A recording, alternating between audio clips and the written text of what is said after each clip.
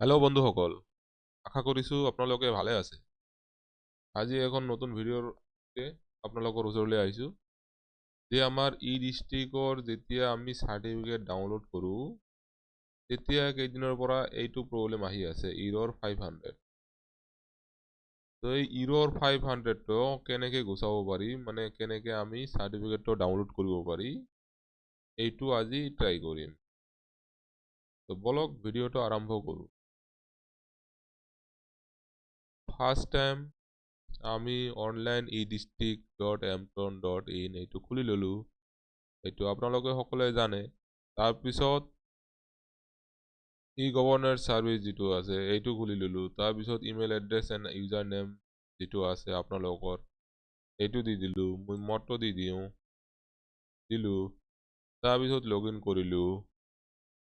লগ in কৰাৰ পিছত gate status, তাৰপিছত চেক ই ফৰ্ম ষ্টেটাছ, তাৰপিছত ইয়াতে এপ্লিকেশ্যন নাম্বাৰটো মাৰিলোঁ।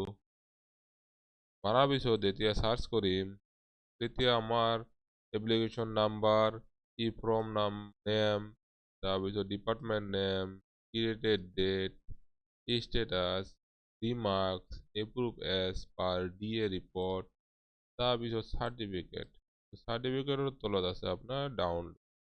তো যেতিয়া আমি ডাউনলোডত ক্লিক কৰোঁ তেতিয়া আমাৰ এইটো প্ৰব্লেম আহে, ইৰৰ 500। তো ইৰৰ 500টো কেনেকৈ গুচাই আমি আমাৰ চাৰ্টিফিকেটটো ডাউনলোড কৰিব পাৰোঁ, এইটোৰ এটা চলুশ্যন ওলাইছে। এইটো হ'ল যে আপোনালোকে এড্ৰেছ বাৰত যাব। এই এড্ৰেছ বাৰত যোৱাৰ পিছত আপোনালোকে চাব এপ্ৰুভ PDF এছ /2024 -old আৰু কিবা কিবি নাম্বাৰ। তো আপোনালোকে কি কৰিব, ইয়াতে আপোনালোকে ওল্ড আৰু ডেছটো কাটি দিব। ওল্ড আৰু ডেছটো কাটি দিয়াৰ পিছত মই ইয়াতে ক্লিক কৰিলোঁ। ক্লিক কৰাৰ পিছত লগে লগে এইটো আমাৰ চাৰ্টিফিকেট ডাউনলোড হৈ গ'ল।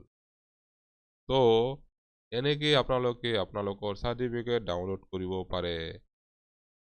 আমি যিমান কেইটা ভিডিঅ' বনাওঁ ইমান দীঘলীয়া বকাই নাথাকোঁ, কথা নাপাতোঁ। গতিকে আপোনালোকৰ এই ভিডিঅ'টো ভাল লাগিলে শ্বেয়াৰ কৰিব, লাইক কৰিব, কমেণ্ট কৰিব, এণ্ড আমাৰ চেনেলটো ছাবস্ক্ৰাইব কৰিব। ধন্যবাদ।